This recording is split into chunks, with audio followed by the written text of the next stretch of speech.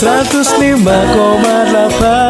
Radio Sip FM, inspirasi keluarga Anda.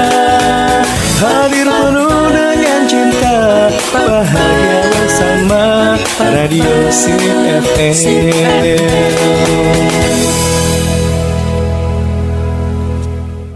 Bismillahirrahmanirrahim. Assalamualaikum warahmatullahi wabarakatuh. 105,8 Radio Sip FM, inspirasi keluarga Anda.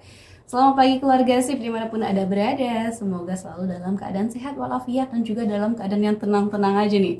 Karena saat ini kita sedang berada pada fase masa tenang pemilu nih. Udah hari kedua ya dari masa tenang ini. Dan 2 hari ke depan kita bakal menentukan pilihan kita di bilik suara masing-masing yang sudah ditentukan. Jadi jangan lupa untuk mengerahkan suara yang Anda punya, karena cuman pada pemilu ini nih dimana suatu suara kita itu sangat penting untuk negara gitu ya.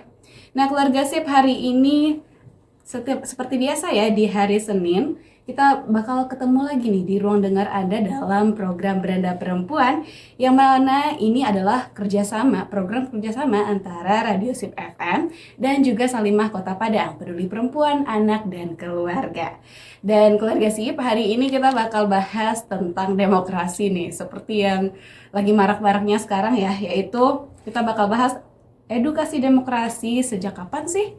Nah, kali ini kita sudah terhubung bersama kita nih narasumber kita, yaitu Kalenggo Geni Esos MM, yang merupakan Kabid SDM atau Bangca Salimah Kota Padang. Kita sapa.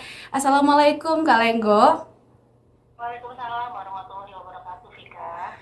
Sehat-sehat ya Kalenggo ya? Alhamdulillah sehat. Dan tetap optimis ya menuju tanggal 14. Iya, tentunya harus tetap optimis dong kita ya. Hari ini nih kita udah sepakat ya Kak ya, bakal bahas tentang demokrasi nih. Lebih tepatnya edukasi demokrasi ya Kak ya. Betul. Nah, karena kayaknya penting banget, karena sekarang itu pemilih kita itu lebih banyak anak muda alias milenial ya Kak. Betul, Vika. Oke, boleh dijelaskan Kak, gimana sih menurut Kakak nih fenomena pemilih yang lagi banyak-banyaknya ini nih Kak, pemilih muda maksudnya. Siap. Terima kasih, Vika.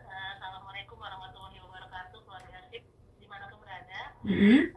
Semoga tidak ada masalah jaringan ya, Vika ya, karena kita bakalan ini secara online. Iya. Secara online. Jadi gini, Vika, kenapa saya ingin angkat ini, karena alhamdulillah kebetulan dari 3 putra saya, anak pertama saya adalah new voter. Iya, new Usianya voter. 19 tahun, kelas 1 SMA. Tapi dari kalkulasi matematika saya, 5 tahun yang akan datang, Iya. adik-adiknya mungkin kalaupun dia sudah menjadi pemilih tahun 2029, itu kondisinya tidak bersama kita, sudah kuliah. Betul. Kita Iya. tidak kuliah bersama kita ya. Jadi saya ngerasa, ini kayaknya momentum yang pas nih, kalau kita ingin mengedukasi masalah demokrasi ke anak-anak. Iya. Karena anaknya pembuka jalan kan, dan adik-adiknya ikut menyimak. Jadi selama saya berinteraksi dengan anak saya yang pertama, karena ini pengalaman baru ya Fik ya, jadi dia menceritakan fenomena-fenomena yang terjadi di lingkungan pertemanan dia, tentang bagaimana sikap anak-anak generasi Z gitu ya. Bersyukur anak saya memang tipik gitu, sangat terbuka untuk bertanya. Dia mau bertanya. Saya bukan dari awal tidak pernah langsung bahkan pilih partai B, pilih si A, enggak, bahkan dia secara organik memahami sendiri. Oke. Nah, kalau flashback ke belakang, saya tipikal orang yang juga betah membahas itu. Karena kenapa? Karena saya sendiri juga aktivis 98 gitu. Dapat emaknya yang ibaratnya semester 6 ikut menduduki DPR RI, gitu, di gedung DPR MPR. Jadi jadi ketika sebelum masuk tentang fenomena sekarang, saya berkesempatan menceritakan bagaimana sejarah demokrasi di negara ini terbentuk gitu ya, karena saya juga produk waktu baru gitu, karena saya waktu baru. Nah, lucunya tapi menariknya adalah anak saya bilang gini, Mas, sampai detik voter tuh banyak. Ironisnya anak saya bilang gini, Mas, teman-teman itu tidak mengerti kenapa dia harus memilih. Menurut saya ngomong siapa yang dipilih deh, emang mindset anak-anak muda, kita tuh memilih hanya untuk memuruskan seseorang untuk memiliki kekuasaan atau sekelompok orang untuk memilih jabatan. Oh iya. Tidak ada sangkut pautnya sama mereka. Jadi banyak narasi yang berseliweran, siapapun yang terpilih, walaupun itu anggota legislatif ya, apa senator, kepala negara, itu tidak ada kaitannya dengan mereka, karena toh tetap cari makan sendiri. Iya. Tetap harus sebagai pelajar, tetap harus belajar. Nah, disinilah saya melihat apakah negara kita siap berdemokrasi? Sepertinya belum. Karena apa? Karena di dalam Islam kan untuk membentuk masyarakat yang madani itu mulai dari individunya dulu. Kalau individunya sudah teredukasi, dia akan mengedukasi keluarganya. Kalau keluarganya sudah matang, masyarakatnya pun juga lebih matang gitu loh, lebih mantap berpikir, konsepnya lebih duduk. Nah, barulah terbentuk masyarakatnya. Saya runut ke belakang, apakah teman-teman anak saya itu biasa mendiskusikan itu ke orang tua? Ternyata tidak. Tidak pernah. Nah, jadinya ini tergelitik buat saya. Ya semoga nggak sulit ya. Saya bukannya ingin membangun keputusan tidur di tengah orang lagi masa tenang, bukan. Maksudnya gini ya, orang tua masih ada waktu 2 hari kita ngobrol sama anak kita.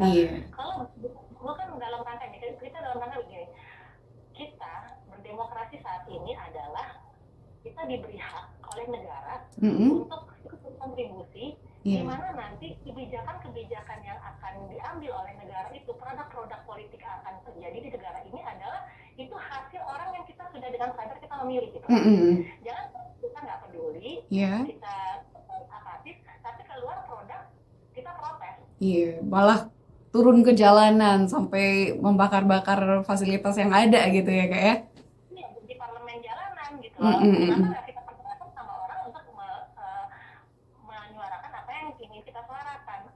Padahal yang kita lupa, kebijakan-kebijakan publik yang lahir di negara ini adalah justru dari aspirasi masyarakatnya loh. Jadi sebenarnya kita lupa bahwa kita tuh sebenarnya punya keterlibatan penuh masyarakat terhadap demokrasi di negara ini adalah absolut gitu. Emang di tangan rakyat gitu. Nah, mungkin itu terlalu berat buat anak SMA. Cuman saya sederhanakan seperti ini. Kita ngomongin data dulu ya. Jadi datanya gini, Vika.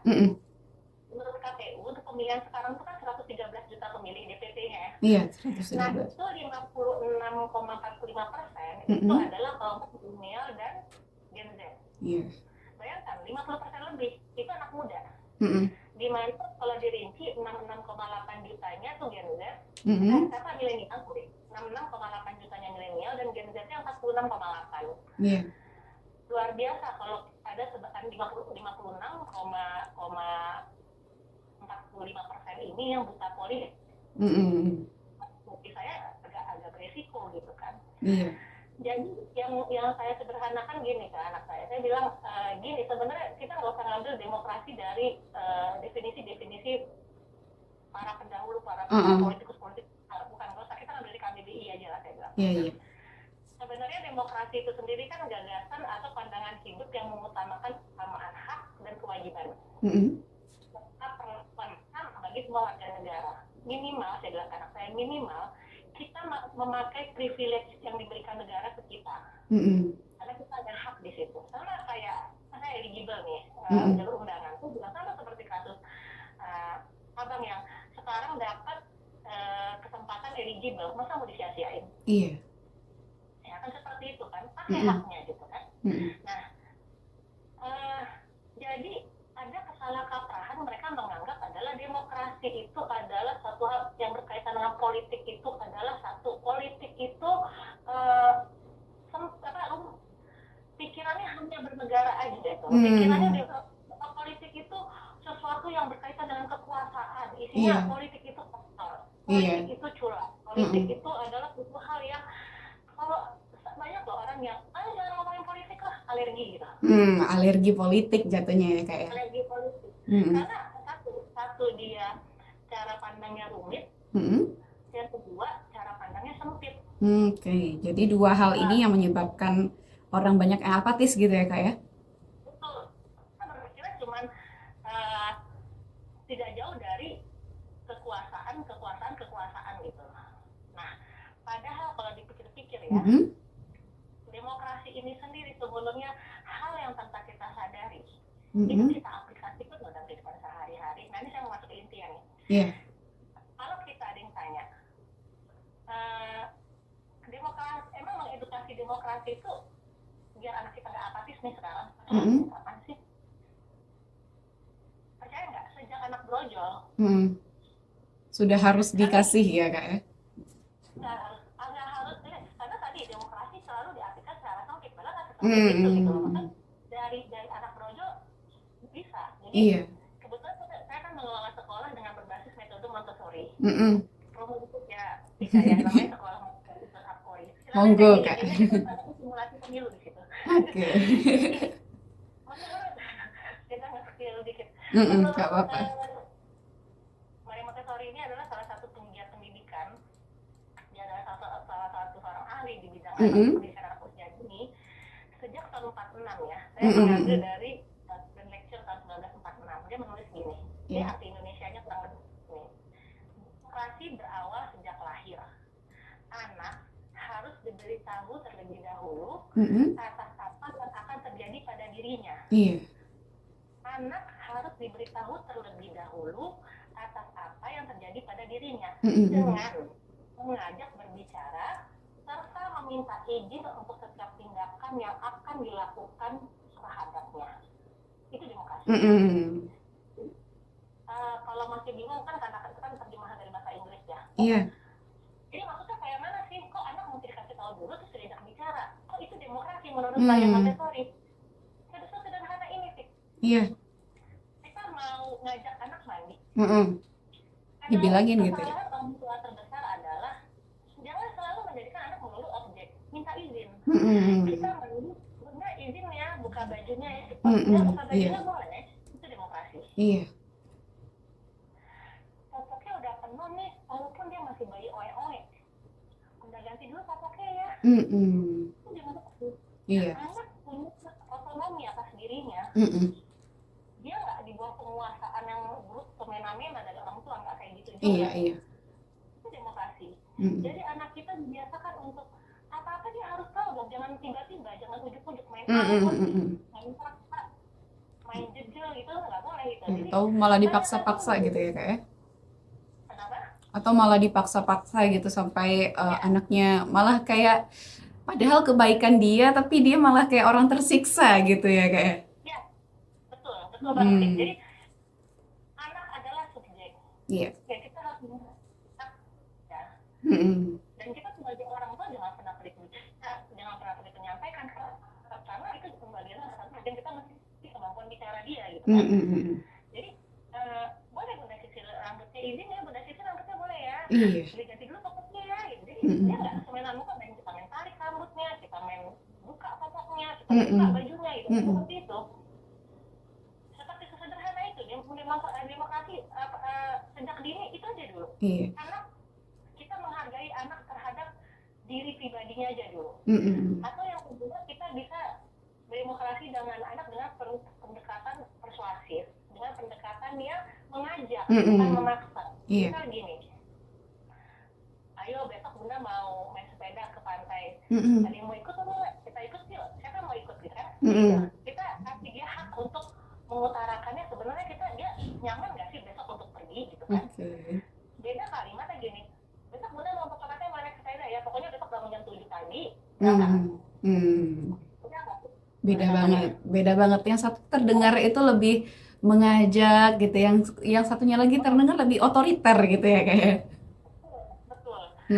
Nah, terus yang bisa di ini, anak tuh dikasih pilihan gitu loh.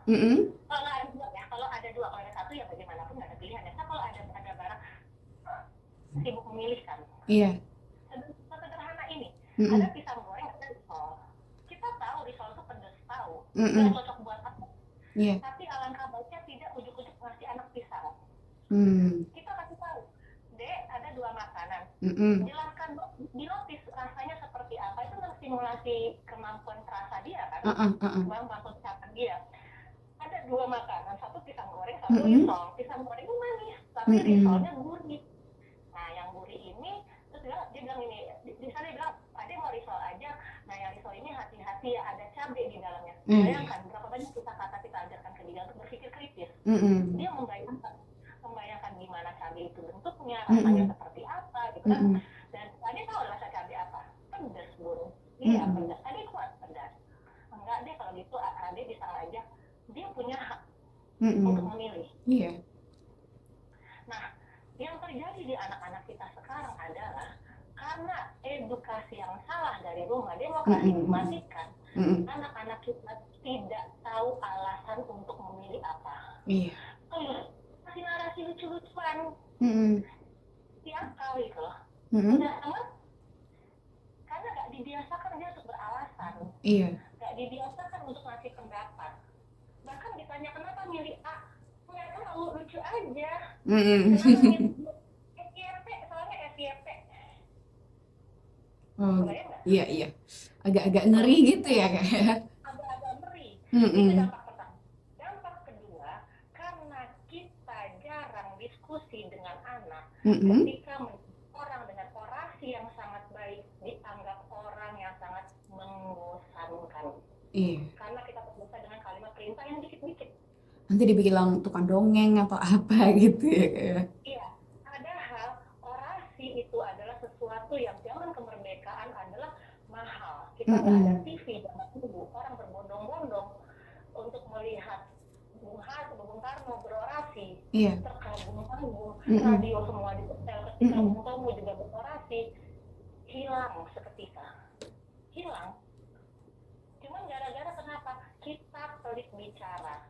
Suara terdengar asing di telinga anak-anak. Terdengar sangat asing. Lucu.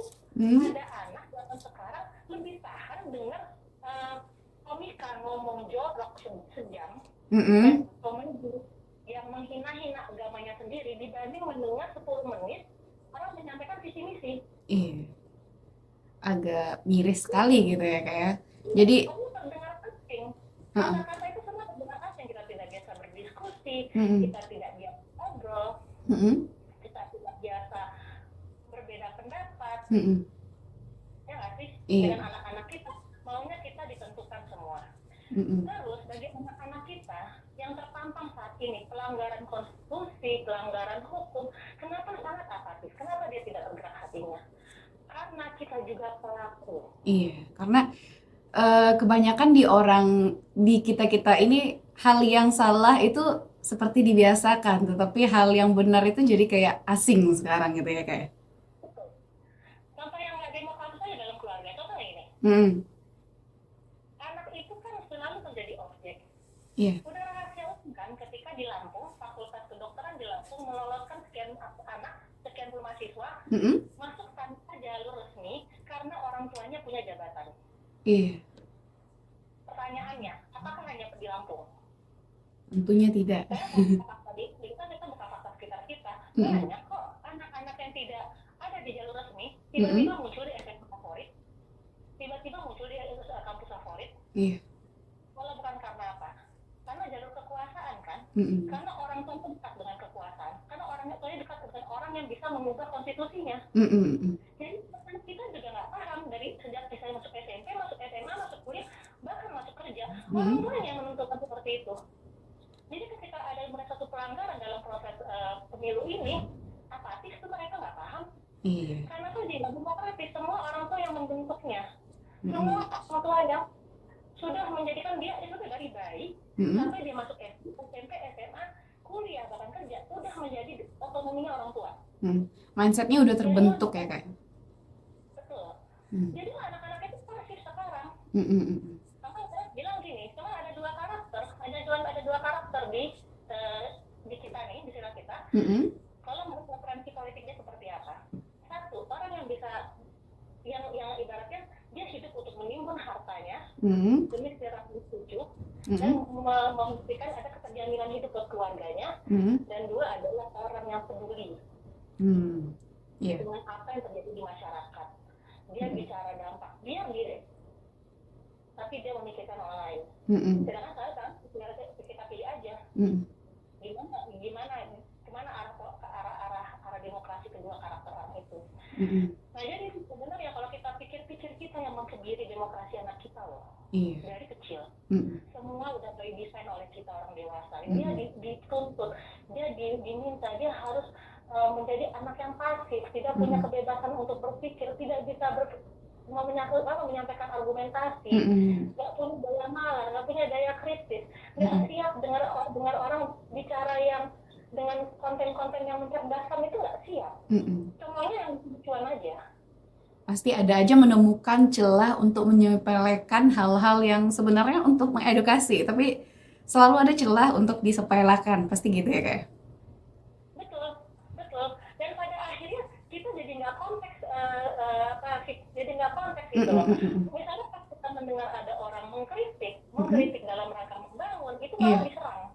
Padahal karena kita terbiasa gini, kita biasa dipuji dengan kebohongan daripada dibangun dengan kritikan. Lebih suka white lie gitu ya kayak. Iya, kita kayak jadi pada anak-anak kita nggak mampuin naikin nilai KKM ya, dipalsukan nilai-nilainya.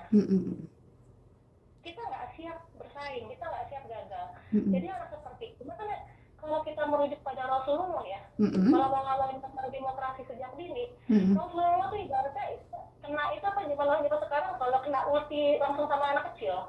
Waktu Lebaran, itu Idul Fitri. Waktu Rasulullah mau jalan, dia mau sholat Idul Fitri, dia lihat anak kecil nangis kan. Bayangkan, anak kecil nangis karena dia nggak bisa merasakan kebahagiaan Idul Fitri karena bapaknya udah nggak ada. Iya, karena dia naik yatim. Iya, dikritik langsung sama anak kecil. Padahal bapak saya itu sekarang loh sama Rasulullah, kena ultinya tuh. Bayangkan, segitu bagusnya edukasi zaman Rasulullah terhadap anak-anak. Iya. Mereka bebas mengutarakan pendapat. Diadakan orang dewasa. Bahkan walaupun yang waktu itu kisahnya dia nggak tahu kalau itu Rasulullah. Langsung tuh diangkat anak membawa sama Rasulullah. Iya. Langsung diangkat anak sama Rasulullah. Nggak jadi ancaman walaupun dia kena kritik gitu kan. Iya. Jadi hal-hal seperti itu. Makanya kenapa Palestina sampai sekarang masih mati-matian berjuang, edukasinya juga bagus. Dia tidak terbeli, dia tidak terpengaruh, dia nggak bisa diiming-imingin. Anak-anak kecil tuh nggak mau diiming-imingin. Walaupun akan dibilang kalau kamu mau bergabung dengan Israel, pokoknya nanti hidupnya sejahtera, hidupnya ini enggak, dia enggak. Tapi banyak PR kita gitu. Iya. Demokrasi ini sendiri di anak-anak kita sebenarnya kalau kita menarik ke dalam Islam ya, ini kan mau menarik itu ilmu barat ya. Iya. Sebenarnya itu merujuk pada Islam itu kenapa tercipta Salahuddin Al-Ayyubi, Muhammad Al-Fatih. Mereka sudah kecil nggak kaleng-kaleng gitu loh. Iya.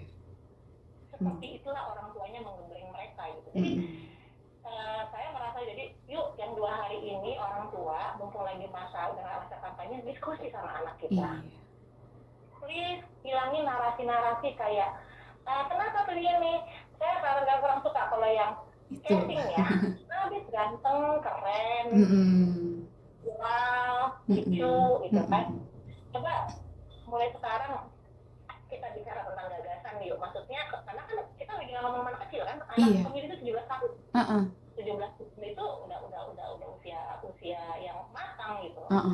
Dan saya juga mikir kayaknya kita orang tua juga masih tebak bang nih, pelanggaran hukum dan konstitusi bagi kita jadi hal yang biasa. Mungkin kita juga pelaku tanpa sadar kita ngasih anak kita motor tanpa SIM. Iya. Itu pelanggaran sebenarnya. Saya berani ngomong gini karena gini, anak saya baru bikin SIM kemarin di usia 18 tahun. Saya baru ajarkan dia pakai motor usia 17 tahun. Kita mau kan, kita gimana cara kita memerdekakan bangsa ini biar lebih maju gitu loh. Kalau cara pikir kita aja masih begini gitu. Kayaknya kita mulai dari keluarga dulu yuk. Kita benahin semuanya, kita rapikan semuanya. Oke. Yang namanya tegak lurus kan kayak gitu. Seperti itu sih. Iya Kak.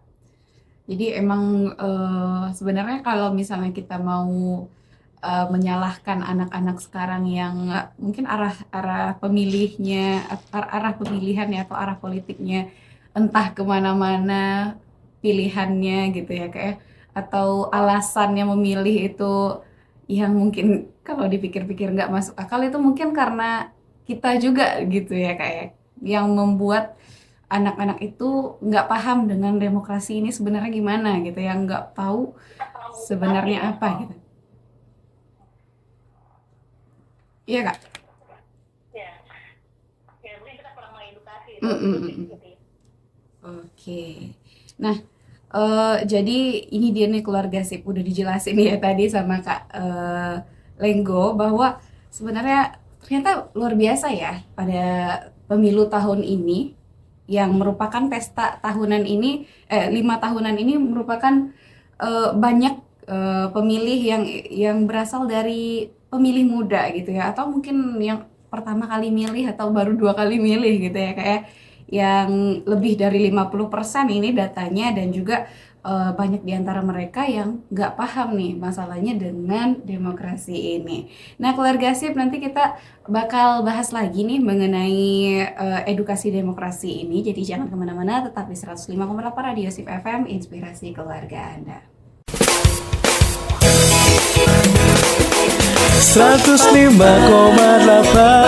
Radio Sip FM, inspirasi keluarga Anda. Hadir penuh dengan cinta, bahagia bersama Radio Sip FM.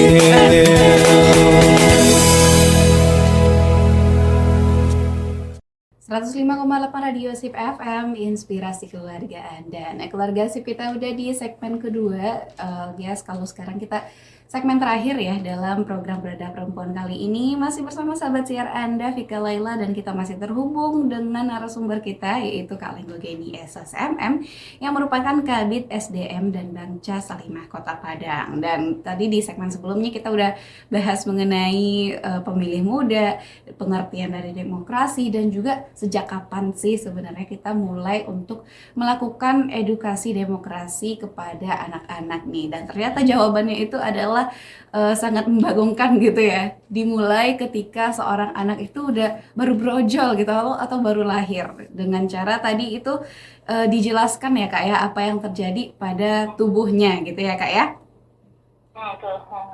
Oke, nah apa sekarang nih masih ada lanjutan tentang tadi nih Kak? Ada yang belum tersampaikan gitu Kak? Ada. Hmm. Jadi saya sekarang mau bicara data ya. Ada survei dari Indopol Hmm. tentang pelaksanaan pemilu 2024 di kalangan generasi muda. Iya. Menurut survei ini bilang, Hmm. pertama untuk anak generasi muda itu merasa masih minim informasi mengenai pelaksanaan pemilu. Oke, iya. Kalau saya sendiri pribadi juga merasakan kayak substansi dari pemilu itu sendiri seperti apa tuh memang kalau ke anak mungkin karena kita sudah berkali-kali milih, saya tidak bisa membayangkan memang caranya sosialisasi ke sekolah-sekolah, ke pemilih pemula itu memang tidak ada. Jadi beruntung buat anak yang memang tipikalnya mencari tahu gitu ya. Tapi kalau yang nggak tahu mungkin sampai sekarang masih apatis juga sepertinya. Karena gini, generasi muda ini menurut survei Indopol dibilangnya tidak terlalu antusias dalam mencari informasi politik terbaru. Jadi nggak ada inisiatif mereka dalam mencari informasi yang politik terbaru. Ini mungkin catatan nih buat pemerintah. Tolong kalau ketika sudah menjadi pemilih, edukasi politiknya tolong lebih digencarkan lagi, gitu kan. Nah, sayangnya lagi, kalau dia menerima link berita, nah ini kan kita kan menurut PISA kan kita rendah ya, pengalaman literasi Indonesia kan rendah ya. Jadi peringkat 2 dari bawah. Jadi kalau kita menerima link berita itu, anak-anak muda ini hanya 10,63% yang membaca hingga tuntas. Selebihnya cuma baca highlightnya aja gitu ya. 12,78% ini sekadar membaca judul dan 3,94% mencari sumber pembanding. Nah jadi seperti itu. Jadi ini totalnya jadi sekitar ya hampir setengahnya sebenarnya nggak baca-baca amat gitu loh. Nggak concern amat dengan pemberitaan gitu kan. Jadi padahal kalau kita pikir-pikir kenapa sumber masalah ini semua bermuara ya. Jadi bermuara dari mana? Tadi satu, edukasi demokrasi kita yang sangat, mungkin kita juga melihat budaya kita ya, budaya kita memang keterbukaan menyatakan pendapat itu seakan-akan tuh jargonnya barat gitu loh. Kalau orang-orang ketimuran itu memang ada orang tua tuh kayak boleh memperlakukan anakku secara diktatorial tuh nggak apa-apa gitu, seakan-akan gitu ya. Mungkin karena ada pendekatan kultur, ada masalah kultural juga di sini. Cuman kan ini kan era keterbukaan ya, zaman sudah semakin maju. Saya rasa kalau demokrasi yang seperti tadi ya, kisah Rasulullah tadi, anak kecil berhak berpendapat, menyatakan perasaan, yang menyatakan pikiran, yang saya rasa tidak salah gitu loh. Nah, tadi balik lagi ke masalah masalah literasi ini ada juga fenomena menarik. Saya kutip dari salah satu ini ya, dosen dari Universitas Diponegoro. Jadi dia bilang sekarang juga anak-anak muda zaman sekarang minim kesadaran dalam mempelajari sejarah. Dan karena orang-orang yang tidak pernah mau mengetahui atau mempelajari sejarah, itu berpengaruh terhadap masa depan bangsa. Ini dikutip dari Dr. Soekarjo Waluyo SMU. Jadi sejarah itu sebenarnya dapat jadi batu loncatan agar Indonesia lebih maju. Iya, makanya Nah, dia bilang kalau ingin Indonesia menjadi bangsa besar seperti yang lain, pelajar atau mahasiswa harus belajar sejarah dan memperbanyak literasi.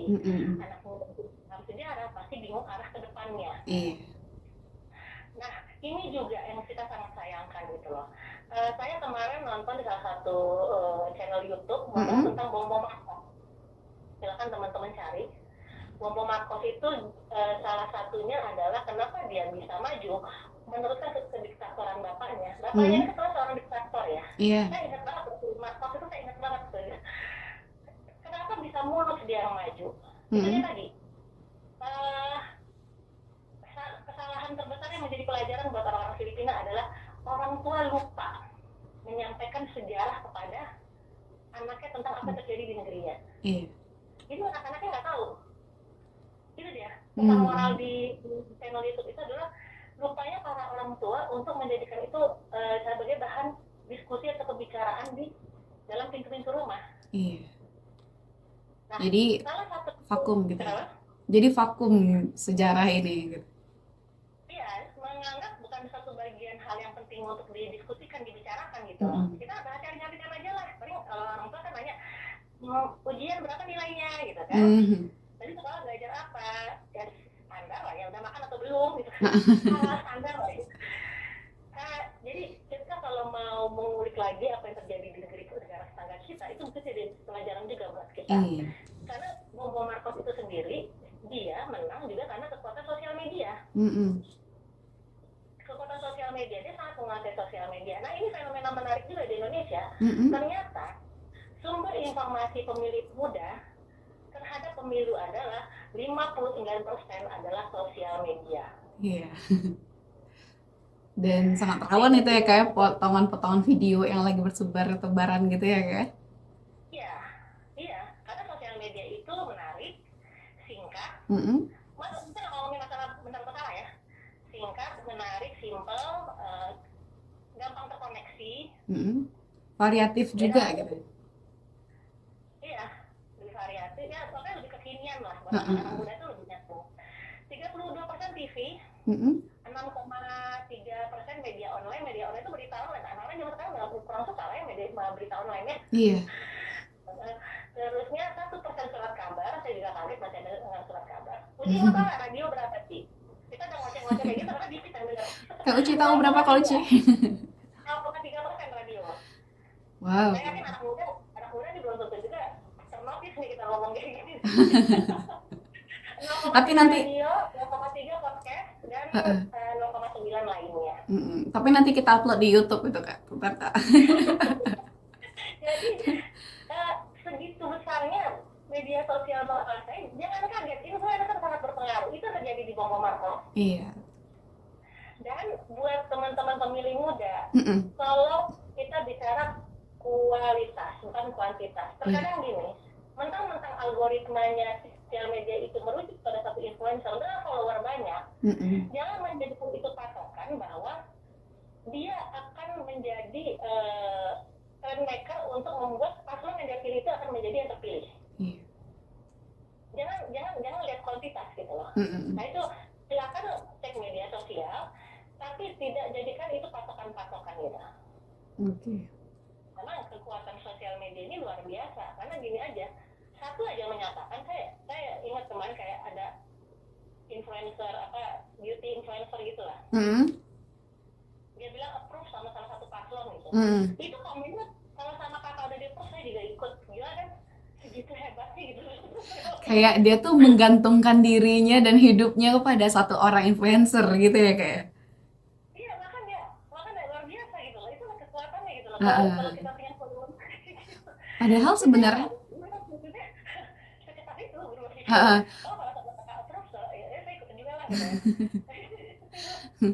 padahal sebenarnya itu ya Kak ya, kalau kita fans dengan satu orang gitu, tapi orang itu beda pilihan, kan nggak harus juga gitu kita ikut-ikutan sama mereka. Mungkin masih ada tetap ada perbedaan di antara kita dan itu nggak masalah harusnya gitu ya Kak ya. Ya, iya, iya betul. Hmm. Sebenarnya kalau kita mau dewasa dalam berpolitik, dewasa dalam berdemokrasi, ya salah satunya adalah menghargai perbedaan, udah Hmm, itu hmm, aja. hmm, hmm, hmm. Menghargai perbedaan gitu. Maksudnya sibuk di lapak masing-masing aja gitu. Iya. Nggak usah ngerecokin lapak orang gitu. Saya ya udah, makanya kalau saya pribadi gini, makanya mungkin agak panas juga ya. Terakhir kan ada bersifat keluar ya. Tapi kalau saya simak bersifat sedikit ya, saya boleh berkomentar tentang bersifat. Hmm, hmm, Mereka adalah guru hukum, ahli hukum tata negara. hmm, hmm. Jadi kalau saya merasa kalau dikemas sama orang yang kompeten, saya akan menghargai keilmuan dia. Nah, itu maksud saya. Kalau lihat kualitas ya, jangan lihat kuantitasnya. Iya. Ya, jangan lihat berapa banyak dia followernya, tapi apa di isi kotak kepala dia gitu. Hmm, hmm, Saya akan menghargai isi kepala orang walaupun dia tidak punya follower. hmm. Daripada isi kepalanya kosong tapi dia punya follower banyak. Mohon maaf gitu ya. Dia sangat punya Karena power saya gitu ya Kak ya. betul, tadi pagi juga gitu kan, saya membahas dengan anak saya di meja makan waktu kita sarapan. Dia bilang, bener nggak sih mas sebenarnya dirty vote itu muncul? Saya bilang gini, ini ibarat gini, rumah kita kemalingan, Hmm, hmm. Anda tahu siapa malingnya, Iya. dan minta tolong aparat menangkap. Udah ketangkep nih, tapi tidak ada sanksi, tidak ada tindakan. Hmm, hmm. Gregetan nggak kita? Sesimpel itu aja. Iya. Melihat ada sesuatu yang nggak bener nih, ayo dong tegakkan dong keadilan, Hmm, hmm. jangan tebang pilih gitu kan. Iya. Mana yang mau kita putus gitu. Jadi itulah yang menghancurkan norma-norma. Kita mulai norma apa? Nah, bicara norma nyambung nih. Bicara norma lagi nih, terakhir karena sudah 5 menit belum habis. Iya. Lucu ketika diadakan survei Hmm, nih tentang karakter calon pemimpin di kalangan anak muda. hmm. Hmm. Ada setia, jujur dan tidak korupsi. Nih ya, saya baca Iya. ya. Yang tertinggi itu jujur dan tidak korupsi. Hmm, hmm. Kedua, berprestasi saat memimpin. Yang ketiga, merakyat dan sederhana. Yang keempat, pengalaman memimpin. Yang kelima, tegas berwibawa. Yang keenam, kecakapan pemimpin.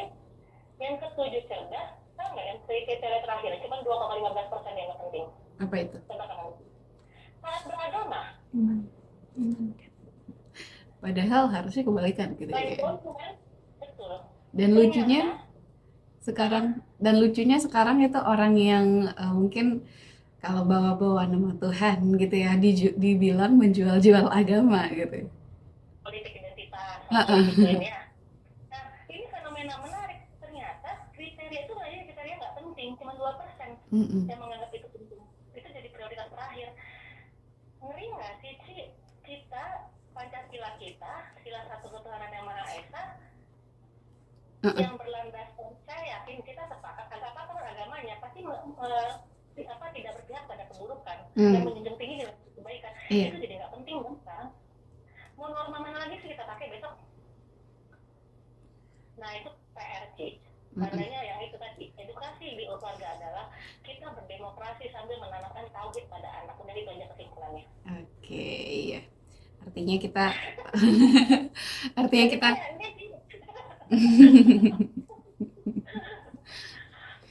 ya. Itulah, itu aja sih. Jadi PR aja sih, PR. Mm-mm. Untuk orang tua.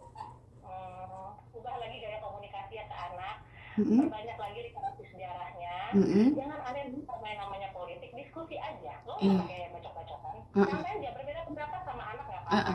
Tapi kita harus punya argumentasi yang kuat. Dan yang terakhir, biarkan anak memilih dengan hati nurani dan akal pikirannya yang jernih. Itu aja. Oke. Orang tua juga apa ya? Itulah tadi saya tanamin aja tauhid yang benar, jadi orang yang punya nilai-nilai agama. Jadi dalam kehidupan individu walaupun bernegara dia nggak lepas dari nilai-nilai Islam. Itu sih. Oke. Nah, keluarga sip itu dia tadi kayaknya udah sekalian closing statement ya kak ya. Udah sih karena udah jelas. Itu tadi tentang edukasi demokrasi nih keluarga Zip. Jadi ya intinya itu dimulai dari keluarga, dari orang tua ya Kak ya.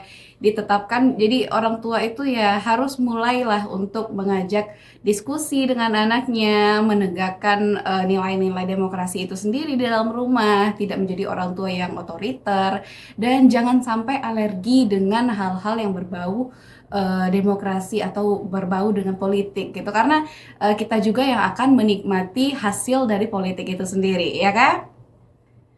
Ya, setuju. Oke, nah keluarga sip itu dia tadi pembahasan kita mengenai edukasi demokrasi, dan ternyata itu memang dilakukan sejak dini nih keluarga sip.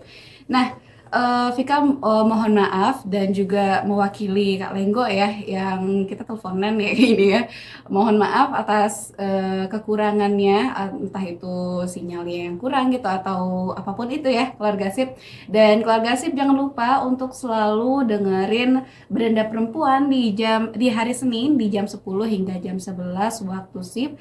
Dan insya Allah nanti ini bakal diupload juga nih di YouTube kita di Sip Media. Jadi pantengin terus YouTube-nya, dan untuk Anda bisa banget nih yang ketinggalan, bisa banget nih simak lagi di YouTube Sip Media.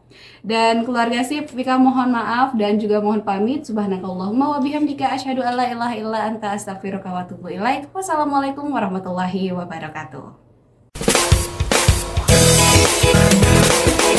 105,8 Radio Sip FM, inspirasi keluarga Anda. Hadir penuh dengan cinta, bahagia bersama Radio Sip FM.